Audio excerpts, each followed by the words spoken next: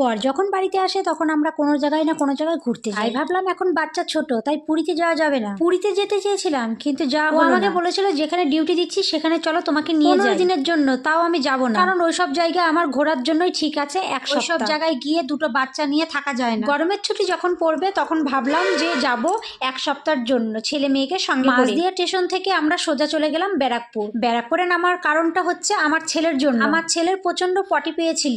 Train থেকে আমরা নেমে পড়েছি। আমরা শিয়ালদা যাওয়ার জন্য ট্রেনে উঠেছি। স্টেশনের বাথরুমের কাছে গিয়ে দেখি দাদা বৌদির হোটেলটা দেখা যাচ্ছে। অবশেষে আমরা বললাম চলো, হাতে যেহেতু টাইম আছে দাদা বৌদির হোটেল থেকে একটু ঘুরে আসি। ওখানে গিয়ে দেখছি এখনো খাবার তৈরি হয়নি। স্টার্ট করে 11টার থেকে। ওখানে চাটাও বিক্রি হয়, তাই আমরা ভাবলাম তাহলে একটু চাই খেয়ে যাই গরম গরম, যেহেতু সকালের দিকে পৌঁছে গেছি। আমার বরকে বললাম ভিডিও করে দিতে। আমার বর রানিং করে ভিডিও করে। যদি বলা হয় ভালো করে ভিডিওটা শুট করে দেবে, কিন্তু ও রানিং করে ভিডিওটা করে। সামনের দিকটা তোমাদের দেখিয়ে দিলাম। অনেকেই হয়তো ভাবতে পারে ওখানে গিয়ে চা খাচ্ছ কিসের জন্য। আমরা সাইডে চাটা খেয়েছি, দাদা বৌদির হোটেলেরই চা, তাই তোমাদের সাথে সমস্তটাই শেয়ার করে দিচ্ছি, ছবির থেকে শুরু করে। যেহেতু এখনো লোকজন আসেনি, আমরা জানতাম না এখানে 11টার থেকে স্টার্ট করে, আমরা জানতাম না। অবশেষে আমরা ট্রেনে উঠে পড়েছি শিয়ালদা স্টেশনে যাওয়ার জন্য। বাচ্চা নিয়ে যাচ্ছি, অনেকেই আমাকে সিট দিয়ে দিচ্ছে।